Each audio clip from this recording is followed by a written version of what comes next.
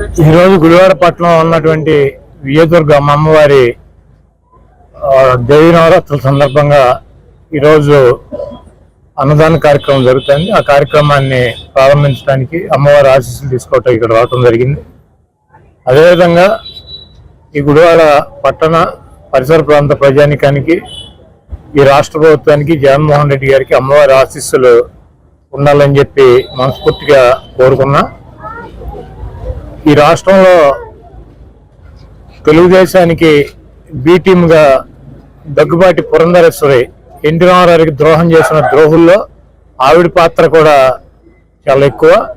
ఆవిడ చంద్రబాబుతో కలిసి ఎన్టీ రామారావుకి ద్రోహం చేసి చంద్రబాబు నాయుడు ముఖ్యమంత్రి అవడానికి ఆ రోజు ముఖ్య పాత్ర పోషించింది. సిగ్గుసారం లేకుండా తండ్రిని పదవీచ్యుని చేసి ఆవేదనతో మరణించడానికి కారణమైనటువంటి కూతురు అనమాట. అటువంటి కూతురు ఈ ప్రపంచంలో ఏ తండ్రికి కూడా ఉండదు. అటువంటి కూతురు ఈరోజు బీజేపీలో చేరి చంద్రబాబు నాయుడు ఇసుక దోపిడీ చేశాడు, అతని మీద కేసులు కూడా ఉన్నాయి. వాటిల్లో మాట్లాడకుండా వాటాలు తీసుకుంది. చంద్రబాబు నాయుడు చేసేటువంటి ప్రతి అవినీతి కార్యక్రమాలను ఆవిడ వాటాలు ఆవిడకి వెళ్తూ ఉండేవి. ఆవిడ ఈరోజు సిగ్గు లేకుండా జగన్మోహన్ రెడ్డి గారు ఇసుక అవినీతి అంటారు. ఈ రాష్ట్ర ప్రభుత్వం వచ్చినాక 4,000 కోట్ల రూపాయలు ఇసుక మీద రాష్ట్ర ప్రభుత్వానికి ఆదాయం వచ్చింది. చంద్రబాబు నాయుడు 14 సంవత్సరాలు ముఖ్యమంత్రిగా ఉంటే ఒక 5 పైసల వేలు రాష్ట్రానికి ఆదాయం వచ్చింది ఇసుక మీద. ఈ ఇసుక మీద వచ్చే డబ్బులన్నీ ఎవరు తిన్నాడు?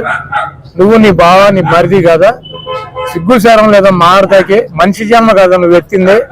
ఈ రాష్ట్ర ప్రజలు అనుకుంటున్నారు కదా నువ్వు తండ్రికి వెన్నుపోటు పొడిచావు, లంచాలు తీసుకుంటావు, 10 పార్టీలు మారావు, ఎన్టీ రామారావు పెట్టినటువంటి పార్టీకి వ్యతిరేకంగా ఉన్నటువంటి కాంగ్రెస్ లో చేరావు, అక్కడ సోనియా గాంధీ సంఘనాయకు, ఆ పార్టీని సంఘనాయకు ఇచ్చేసి వచ్చి ఇప్పుడు బీజేపీలో చేరి ఇప్పుడు బీజేపీని సంఘనాయకు ఇచ్చేస్తారు. చంద్రబాబు నాయుడు సంఘనాయక కార్యక్రమాలు ఇవన్నీ కూడా ఈ రాష్ట్ర ప్రజలు గమనిస్తున్నారు.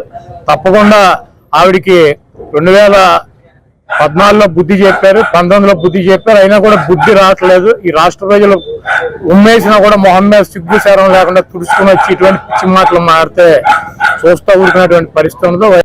Please subscribe .news